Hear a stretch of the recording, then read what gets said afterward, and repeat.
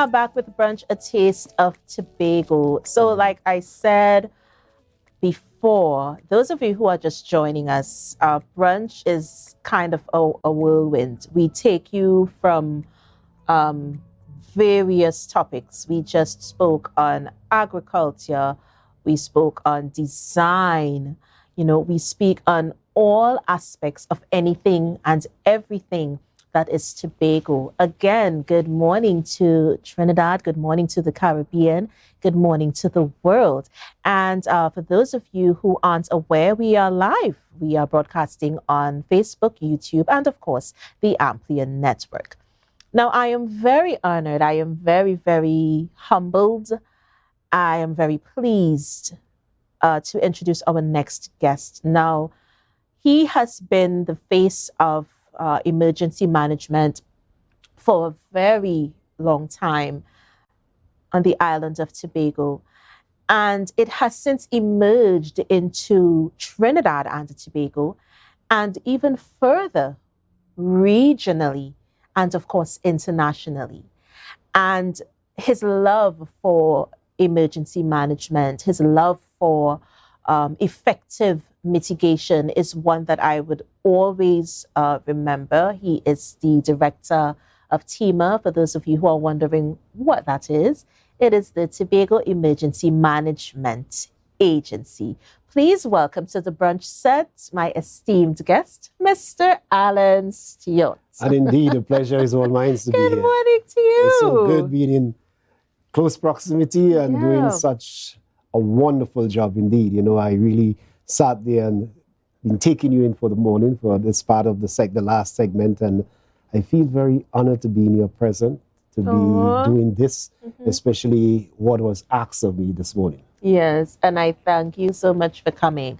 I was talking to you before we came back from the break, and your name was one of the names that I clearly stipulated that, okay, we need to have Mr. Allan Stewart on the show. And luckily, my producer, he listened, Anton Parks. Good morning to you. So, Mr. Stewart, take me back. I wanted the viewers to have a sense of you, the person, the human being that's sitting with me today. Let's take off all of the hats that you wear just for a minute, just for a moment, and just take me back as to where it all started for you. Well, where do I go? As you said, take me back. I'm wondering, I went back, and then I think I feel a place of comfort. So I will start with humble beginnings in the sense that I recall very early in my life, I had a liking for what people call the geeks, what they refer to today as the ICTs, those areas of technology. I was dabbling in radios. I always had a fun feeling for emergency communications. I explore those things. And that talent in itself allowed me to stray into a very, very prominent organization in the Republic of Trinidad and Tobago. It is called REACT. REACT is a volunteer organization that I think they're doing over 62 years of being in the Republic.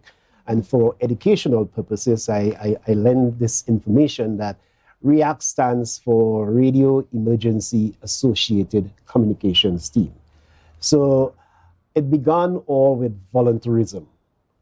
I always lament that, volunteerism is that thing that you just can't pay for. It is something that is priceless. It's people giving of themselves, their work, their expertise, their talent, and their time in a way that you just can't put monetary figures to, and it's something that you see is somewhat dying off in the space in Trinidad and Tobago. Everybody wants something for something, and therefore, but I always go there because I understand that lend itself to humility, in the sense that it's the humblest of beginnings where you're not sure where this is going to take you, just doing it for the love of it, and then it catapult into a career path, which I'm very grateful for. I love the fact that you mentioned humility. You're definitely one of those persons that you only get into talking um, when a question is asked. You don't ever walk around with that ego chip that most policymakers may have or dignitaries may have. And always having that open kind of convo, those are some of the things that the workers at TEMA can, they can lay claim to, that you are one of those types of directors that you can actually have a conversation with. Yes, Yeah. indeed. Yeah, it speaks, humility is very powerful. I remember when I understood the essence of it. I will tell you this story, and for your sake, the rest of the world will understand a lot coming from this particular statement. Very early in my life, one of the things that shaped the discipline in me was an art form, a Japanese art form called martial arts, or karate do, which is a way of the empty hand way of life. And I remember one day I was training and I was observed by my sensei to have an issue. And the sensei then placed me in an open space to do what is called kata demonstration. Mm-hmm. And I picked it up that she found I was a bit nervous, Timid. or not willing to be in an open area, being seen. And the lesson of the pumpkin plant stuck with me from that day to now. Right. And it's going to be with me for the rest of my life. And I'll tell you this quickly. The pumpkin is one of the plants that bear the largest of fruits. The pumpkin stay low and spread very wide. If you give it a chance to take over this entire estate. Oh, yes. Very quietly. And not until it reached a point of harvesting, then it reveals its fruit through the drying of the leaves, because even the fruit is being camouflaged by its large leaves. And that's my life. I as I said, humility is very, very important. And I try to pass it on to young people in my space, because there's something in also I call it professional obesity, where sometimes our head becomes too big for the office. Mm-hmm. And I see that every day, sometime in the public officers, they become too big. And it's a very dangerous thing. So I understand the blessings of humility, and I thought I should share that because it's something that I cherished a lot. Being humble helps me to open doors that you need a locksmith sometimes. Yeah. But you would have been independent from a very tender age. Mm-hmm. Humble beginnings. We go back to humble beginnings. You grew up with your grandparents. Yes, I grew with my grandmother. Yeah, my grandmother was a very hard worker. Just last week, I was attending a funeral, and I reminded the person that died, my son and I, we were once, co-workers. Mm-hmm. And I said to him, in this funeral, I just remember I used to say, I'm tongue since bus was yellow. And people sometimes don't understand the statement. But I grew up as a very young man in Scarborough, young boy in Scarborough. I remember traveling to Trinidad in the Scarlet Ibis and the Bird of Paradise with my pockets loaded with cash to vend for my grandmother. Right. And the pockets used to be sewn, and God bless her soul, because she brought me up in a particular way. To be brave. Never allow anyone to ask you to repeat yourself, so speaking up was always an imperative. You have to be able to speak. And then I used to throw it and say, well, I'm from East Northern, so we just know about, we could talk, You listen to Rowley, could talk. We could talk become easy. But it's more to that behind the scenes, the upbringings are very important. Entrepreneurship, I recognize that even the lady that passed on, Miss Ayula, what's her name was, they used to sell right in just next to the bus terminus opposite where Viewport Supermarkets now on Carrington Street. Right. That entire strip was yellow buses. And there was these young entrepreneurs, we use that nice term today, but these were vendors that were plying a trade. And I remember used to having to come in, get up, catch a vehicle for 6 o'clock. The transport used to come and pick us up 6 o'clock in the morning to come to Scarborough, help my grandmother turn the ice cream can, bring it into a party, collect the ice by Jimmy Morris up the hill when it was there, or wherever the ice factory was located at that time, somewhere around Scarborough. And doing that, it allowed me to be exposed to a life of work and discipline at an early age, to the point where sometimes you want to know what is really going on, So I tell people I remember spending one single day in a secondary school. I went off to learning trade and, trade school, and it was a passage, People look at me and people who know me say, one time people think I'm an electrician, they think I'm a plumber, they think I like drafting, architecture, I like sign painting, I like art. These are the things that really mold me. It helped me to be very, very much rounded. And of course, telecommunications and things like that. So I learned a lot from these, people talks about the ladder, but you have to pay attention to the treads. Yes. The steps on the ladder, as you move up the ladder. And I never forget where I come from. I will never forget where my humble beginnings. That's the reason why I take a little time now to just talk about it, because it inspiring somebody out there who wants to understand, who think they can make it. I remember I was, with works, secondary roads, employed there. And I may be one of the one plumber that would have received the Employee of the Year awards in that division while during that period. Just before 1997, 98, about, and I remember those days, and these are people, I always remember the people that mold me. I was very young at that, very, very young man, because my life started very, very young.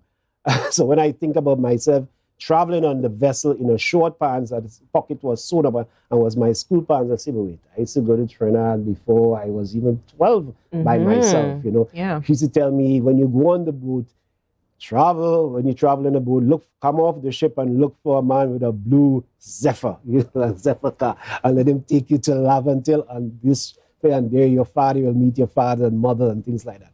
Well, that's enough said about that, but that's my beginnings and, how life went. Yeah, but I felt the need to go back there because your past fuels what you do on your journey in life. It fuels whether you're dealing in the positive or the negative.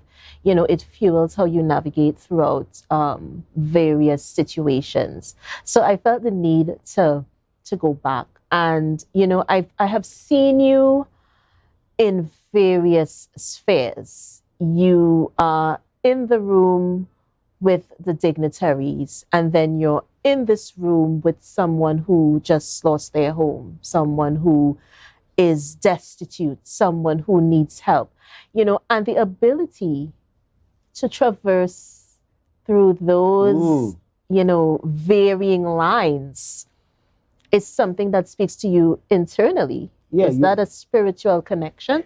Yeah, well, I think I must say that God has played a very important role in my life, because, as I said, my exposure to that God factor began early as well, in the sense that I remember a gentleman, Roland Primus, pastor, he would have took Miss Ridalda, grandson, and went and baptized at probably just before my age of 15, somewhere around there. And she wanted to know what is this, Yeah. But it helped me to understand that the God factor, understand that, we are creatures of the Creator, and therefore we owe it to Him to live a particular life. So that balance, I try to be as rebellious as possible where my spirituality is concerned. I remember those early years, wanting to, feel the world and understand what the world I feel sometimes I might have been a bit extreme, but at the same time, it helped me to allow my life to be very quiet now. So people see me, I don't go to parties, I don't fet, I don't do a lot of things. I put them behind my back, and I'm comfortable being that way because I have done it very early in my life and I know what it takes. You mentioned something about the workplace.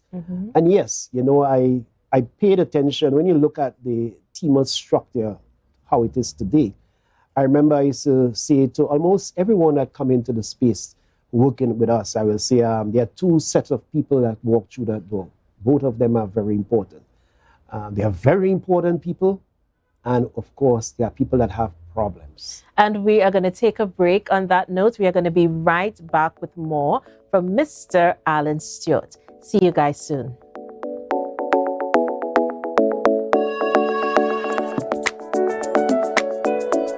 Back with Brunch, a taste of Tobago. I was just having a wonderful discussion during the break.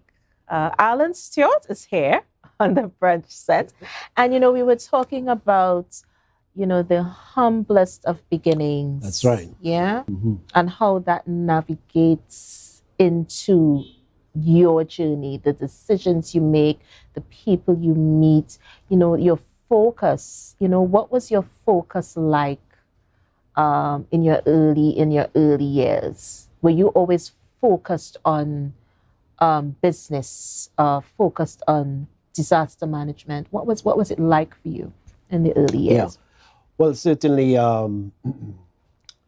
always have this keen sense for emergency situations and what one should do and how one ought to be prepared. And the very essence of when you look at radio telecommunications, it's all built towards, some players talk about a doomsday. When everything goes down, how do I recognize the importance of communication? Even in disaster management, I always speak about the 4 C's and the 1 P, command and control, coordination, communications, and planning. And to me, communications is the key. Any island that is devastated, the first thing that they send into the country is telecommunications equipment. They may send water, but if you want to know what's going on inside it, you got to get comms inside of there in order to know what is happening behind even enemy lines. It's that important. And to me, that helped shape. But apart from that, I recognize what we are into. We are living on the surface of the planet, and we are crowded with other things. We have to ensure that when we live alongside these things, and some people call them hazards, that we understand them. We understand their worth to society. They are carrying out a function. These hurricanes, they are carrying out a job in regulating the temperatures across the world, across the earth, and things like that.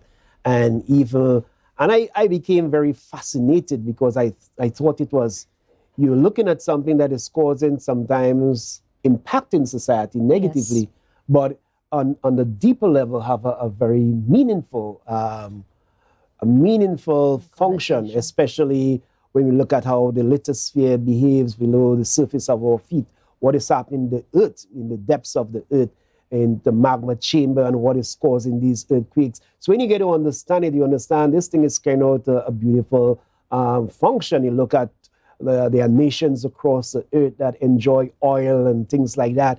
It's a result of particular things that occurred earlier on that allow us to be able to, when we say we are oil-rich nation. So when you understand the depths of it, you understand how do we coexist. Yes. That's the challenge. How do you coexist with this? And it requires a comprehensive approach. And therefore, I'm very pleased to know that I'm placed in a situation to work within technical folks who are considered sometimes first responders, people who are planning this and doing that, and also policymakers, people who are making policy towards our everyday life. Yeah. It's important that God bless you with a particular voice, that with a sense of honesty or straightforwardness, that when you speak, they can listen to you. And, I think I have that, that, I will say if A is an A, I will tell you whether it's capital or not, Yes. it's straight as it is, but at the same time, it's the truth, it's an A. And therefore, it's important to be that in that as well. At the same time, be graceful, have diplomacy as to how you convey important messages, because there's a balance in terms of, there is a chief administrator, she used to say, Stewart, you need to manage your expectations, and I walk away with those lessons that, even in all of it, you have to manage your expectation, because it's not another politician used to say it's one bag of money, but it's not these, it's divided into sectors and different sprinters of the organizations that you're trying to serve. And therefore, while it is for me to root for the best, seeing that I have a better understanding as to the risks we are up against, and not to make light of it at any point in time. And politicians now have a responsibility to either serve where they may need a road, or if they have to do something just to garner some votes, things like that. So somebody have to be in the middle and say, hey, this is a priority. This is important. This is life. And I could tell you this, the world is a very dangerous place today. Oh, yes. Because we live with these hazards, and regardless of how what we do on the surface of the planet, there are elements in the space. We hear the politician talking about the space. But for me, there is no real space. There's matter at different levels. Even if my hands could go through what you call space, it's not really space. There are matters there. And, we are at a point where we are talking about nanotechnology, things that we used to talk about microorganisms. No, it's nano levels now, where you think it, your thoughts, everything have its powers. And when you understand that depth of understanding, it causes you to behave differently. And then we need to see behaviors in the society representing those who understand where we are. And let me just deepen on that. The fact is that we are different classes in the world as to what has been given to us as education. And as we acquire knowledge, leadership requires us to lead from in front, make frontiers. This island that we see that is inhabited, one day it was all bush. It took brave men, the bravery of men, whether you call them the Christopher Columbus or the Ebenezer or whoever, the Carib or the Arawaks, whoever were before. The men of that day saw the necessity to be brave enough to have adventure, to know what's beyond there. And to me, when I came into the disaster management space, it was a very new kid on the block. Before that, I remember disaster management was held before the 90s, just around the 90s. Once a month, they used to keep meetings. They used to keep meetings once a month. And then by 1997, it was clear to all of us who made up the Tobago Disaster Management Committee that this thing was so important that it required an everyday operation. And today we have seen it, how important it is. So I really thank the vision back then, Mr. Hochoy Charles and the policy team back then saw the necessity, because they were always knocking on the door. You say this once a month thing, you come in and sit down in a room. The worst meetings you could have, worst attended meetings, is when they were tasked to be done. Because people didn't get through, they are busy doing other things, and therefore it just couldn't come up. But 1997 earthquake changed everything. And there is where it didn't take us a year after it was established that we are going to have a disaster office on the island. And that's where the thing began.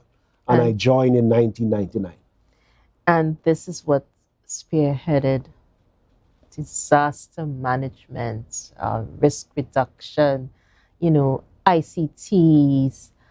And one of the branches of the team of family, the suit. Yes, a remarkable, that was indeed a remarkable journey. I remember we had just came out of two events in 2004, which was the November severe weather and which made Hurricane Ivan look kind of jokey. I think it was just around in September we were impacted by Hurricane Ivan in 2004.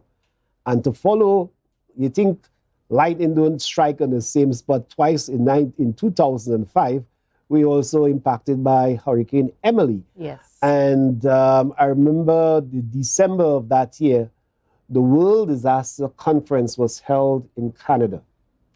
And fate will have it that my predecessor, he allowed me to attend, and the executive council back then allowed me to attend that conference. And this is where everything began, in the sense that I remember reaching a little young man, a young lad, walking the corridors of one of the auditorium area, and he was handing out tracts, what do you call tracts? Mm-hmm. Handing out these pamphlets. And I took one and I saw CERT on it, and I said, I read it. I said, this thing looks good. And I said, this is something that to take back home, and we brought it back along with three major items that I came out for me. There was a light that is the only kind I've seen in the country so far, prism light, which gives a 360-degree lighting, and also the whole issue of voice over IP internet protocol. When I came back speaking about these things, TSTT nor Digicel, they didn't know anything about that form of communication when we had a satellite truck and being able to move data, video, from things that you do on WhatsApp now. Mm-hmm. In 2005, that was like a thought. That was just like watching a movie or something. But we had that technology. But zeroing on CERT began there in 2005. By that time, we came back, and the whole intent was to make it a volunteer organization. And then we recognized by the following, going deeper, that volunteerism had its limitation. There was no predictability. And I got that word from Orville London, predictiveness, in the sense that there were no predictability in the volunteer program, in the sense that people were there for many different reasons. Sometimes you're volunteering, so while volunteer have its strong point, the committed volunteerism, you just can't pay for it. But it's not something you can predict. In other words, you're unemployed today and you will say, I ain't doing nothing, let me go and join TEMA, or go and volunteer by TEMA. But you look back 2 months down the road, you get a job, and therefore there goes all that trading. So therefore it's not resource that you can bank on, especially in a small society like ours with just around 60-something thousand people. And so that was one of our challenges early back then. And then based on the structure and what we did with CERT, we needed something that the world stood in awe and are now embracing. In the sense that what we did with these young people is that we turned them into little commandos. If you look at the fire service, pay attention, the word is fire service. But really and truly, they do more than that. And I saw those little loopholes in these emergency systems, that they were sectorized in a particular way. If you study the history of you may hear the term police department and fire department. Yes. Some way in their history, they were together as one. And, fate will have it. And as they developed, they decided to branch into these services. And therefore, we saw the need to have persons trained in such a way, invest in an individual that he could be well-rounded, like a commando, can do almost everything. So if you will know that the CERT teams, there are those that can do underwater diving, bobcat operations, small tools, telecommunications. You train them in such a way that they could become one person has so much value in them. Oh, yes. It took a while for the executive and other players to understand how important these persons are. Only when sometimes people are being affected, then they understand, because it's not a very sexy subject. Emergency management is not. It's just it's a necessity. It's like going to the doctor or the hospital. So there is a need and people call you.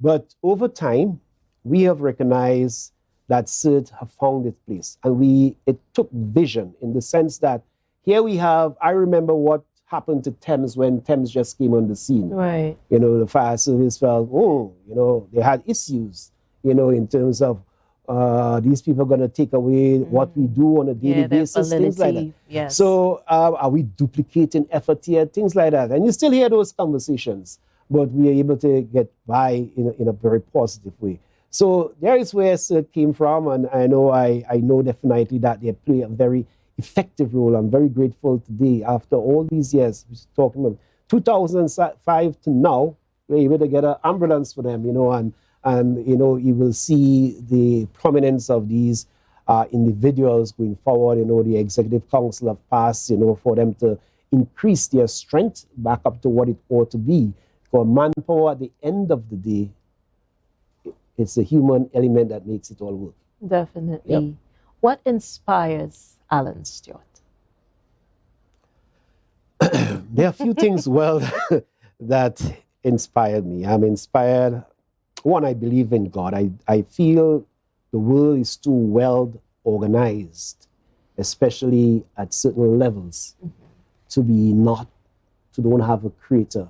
It's an intelligent that is moving that. And with that, it helped me to understand life at that level, and that power moves with me.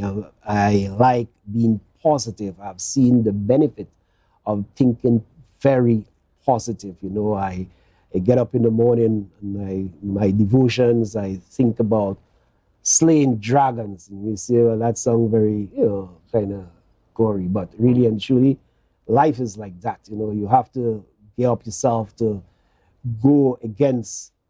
I hardly take no for an answer in a very positive way, not in a demeaning way, but in a very positive way. I very much feel that, to achieve certain things, you yourself have to be committed, you have to be positive and want it. And these things help a lot in my going forward as to how we achieve as a people. The world, to me, I don't perceive it to be that big. And technology is proving it to be just as it is manageable. I love Tobago. If you were to cut me properly, you will observe that that Tobago-ness is in me. And I'm a federalist. I believe that, my political ambitions lend itself to autonomous Tobago. Yeah. And therefore, I always felt that we can do more, seeing that we are small. And with this equal amount of energy that we are exposed to and talent on the island, if we could harness it together, which we were able to do at TIMA, goes back in the days at NEMA as well, we are able to have a good gel with all of the emergency services, those that represent first responders, the NGOs, the PVOs, a good relationship with the business community. They have helped us a lot. Internationally, these agencies such as the U.S. Embassy, I missed an opportunity to be with them on Friday gone. I'm not the party type guy, so I skipped out of it. But these people have really helped us to come along because they understand. And the Tobago space, because of the 300 square kilometers, you can do so much for its development, so much for its infrastructure, strengthening the infrastructure. There's little room for excuses, apart from the not being able to manage your own or determine. I always compare Tobago sometimes to say it's like a pram being pushed, like a child. But it needs now to take on that adulthood where it is self-powered. It's move on its own. That's the beauty of a motor vehicle. Definitely. It is, you kick the start and it's self-powered. And that's the key about autonomy.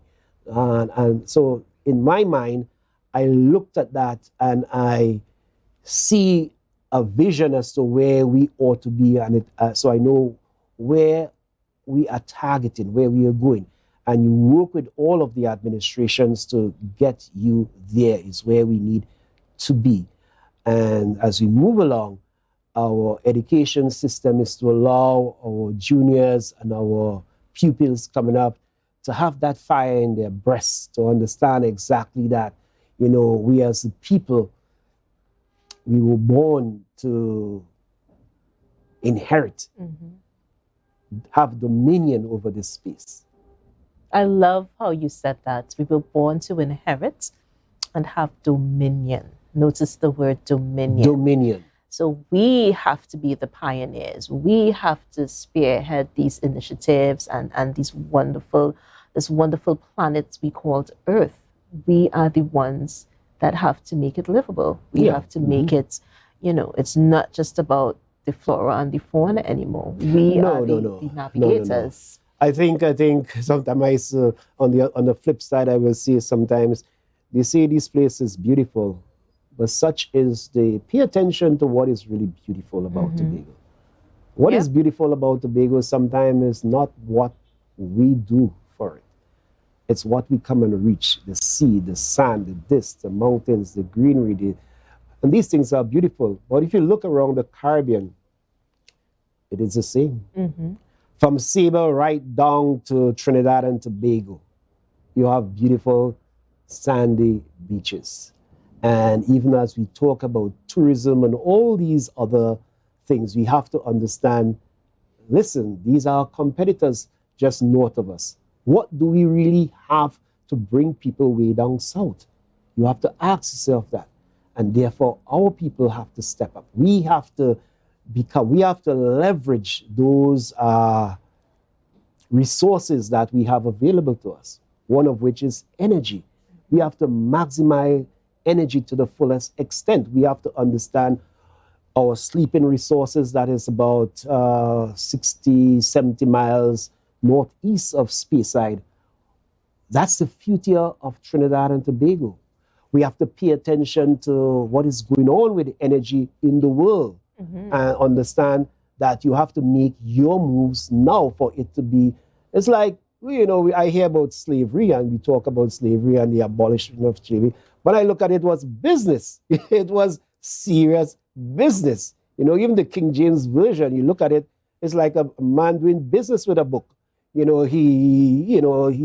James entrepreneurship, So people sometimes have to understand what is going on behind the scene. So you have energy, you have to understand how to use it in a timely manner to propel this island forward. And that is what gives me that drive of trying to get things done now, because I am quite certain in the next few years, when that no longer like sugar, like any other, like the cocoa industry, like the woman who used to sell pitch oil in Scarborough, when that go, if you were basing it on pitch oil, no, it's ain't gonna make dollars and cents. Definitely. And therefore, it's important that we move the conversation and move our standards and move things. This slow pace of doing things, we have to mark time with the rest of the world. And he said it so well. We have to mark time with the rest of the world. The slow movement would have probably been working in 1962, but for 2023 and beyond, the narrative has to change. Definitely. The direction has to change. And so does the focus. We're going to be right back with more Brunch, A Taste of Tobago with Mr. Allan Stewart. You guys stay tuned.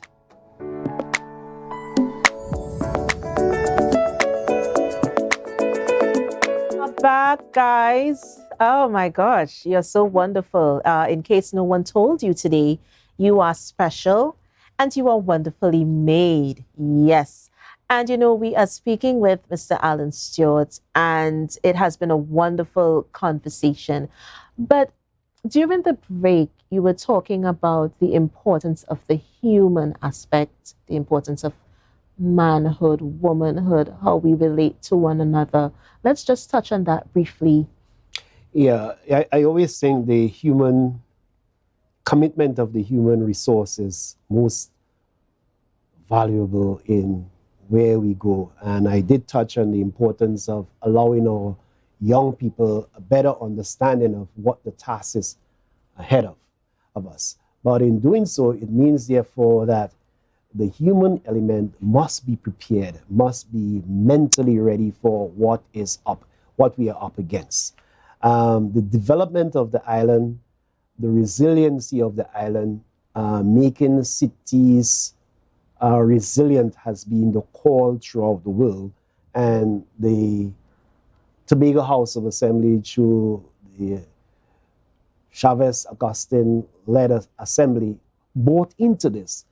But it requires the human element, in order to, at various levels, leadership levels within various sectors, and also the common man in the street understanding his role in the society and how we function collectively to achieve these mega goals. And therefore, I feel very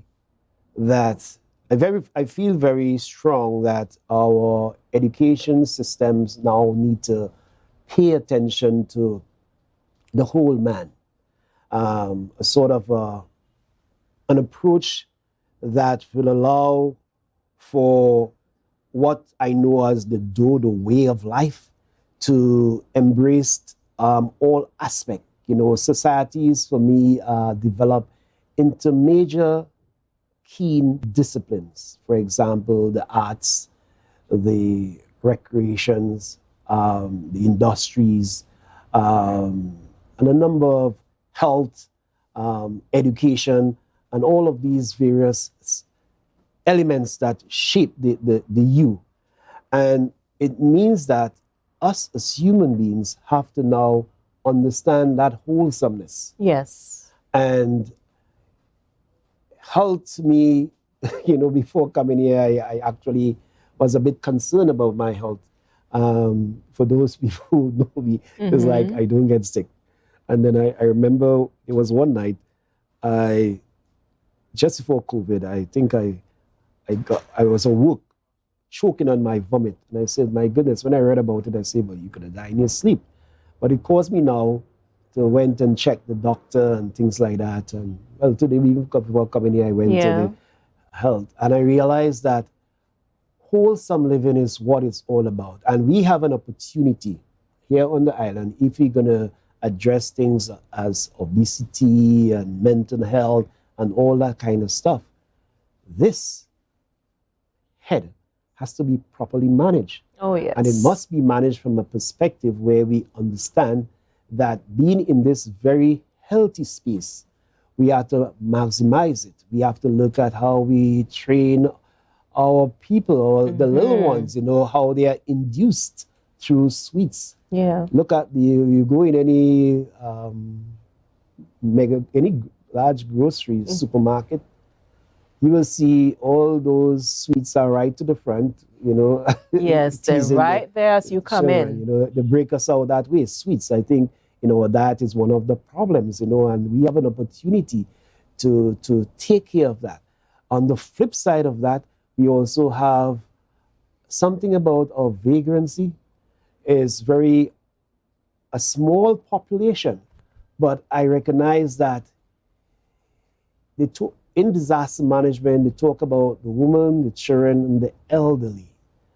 And I am viewing our vagrancy situation to be increasingly growing. And therefore, we now have to find stations that can address these problems or these challenges. And sometimes we have to do what you call an audit of our institutions to recognize, is our institutions set up in such a way to address these challenges or these emerging challenges effectively? Right. Yeah.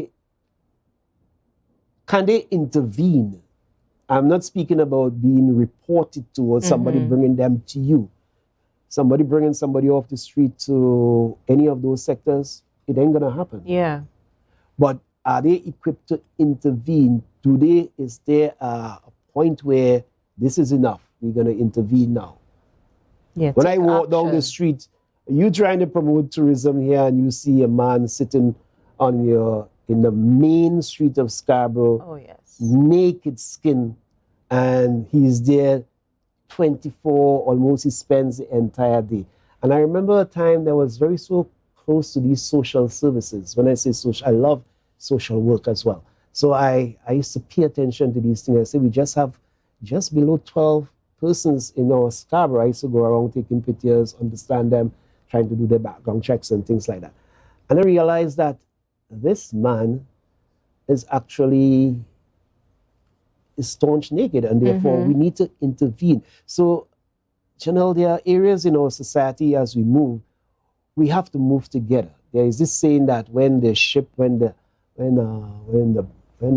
tide rise in the harbor, all ships lift their bows. Yeah. And therefore, until we can demonstrate that, then to be in 2023 and seeing these things emerging and we don't have a grip on it, then it means that we are somewhat losing the battle. Yeah. And therefore, it begins with where our minds are, how we think, or what we want to see the space look like in the next coming years. There are other sectors that to me need help, in terms of our infrastructure.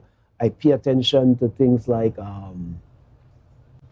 if you look right outside the studio, look at the telecommunication infrastructure on the side of the road. Yeah. It is a mess. 50% of the cable that is on these poles are dormant. They don't serve any purpose, and they just make our city look very ugly. So it requires an approach from kindergarten, from the cradle up to the grave, where we pay attention to the human resource and we move together as one in all of these sectors and move the society forward. As the saying goes, when the tide is high, the ships in the harbor lift their bows. And that must be demonstrated going forward. Definitely. So wake up. Yeah. From us. We are in a slumber somewhat, and we need to wake up. Yeah? Yeah. But what would you say to the viewers, just before we wrap? If you had to leave a message or a positive word, what would you say to our viewers today? My closing words will be very simple. I will owe it to our own preservation going forward as a people. And that speaks to the understanding of anthropology as to where we came from and where we intend to go. That we need to guard our hearts, we need to pay attention. Now, when I say heart, I'm speaking to the brain, and prepare ourselves for what we are up against. Life is becoming very challenging, and therefore we're not to be deceived by even the technology that is available. We have to understand it and leverage it and make it work for us, especially our young people. Yes. They're on the periphery of it. They seem close to it, but they're behind a wall where it is concerned. And they need to enter into that space where they can, it can benefit them in a very positive way, not just for the negative. So those are my closing remarks that we need to, my closing remarks. We need to pay attention to the future going forward and how we move as a people, how we educate ourselves moving forward. I have nothing else to say, guys. Everything was said, and in such an eloquent manner. We want to thank Mr. Stewart for giving of his time and having this opportunity to sit with me and just speak on things that were not just impacting the country, but speaking to his human life, his journey, his spirituality, what inspires him. We're just so thankful that you came and that you had this conversation with us. Indeed. Yeah. So we are getting ready to wrap. That is the end of our show, guys. But before we go, our trivia question for today, and Mrs. Stewart, this is not for you. I know that you know this one, but this is for the persons watching. How many parishes are there in Tobago? Nobody got the answers, but you know what? I'm going to go ahead and give the answer to that. There are actually 7 parishes. They are St. Andrew, St. Paul, St. David, St. George, St. John, St. Mary, and of course, St. Patrick.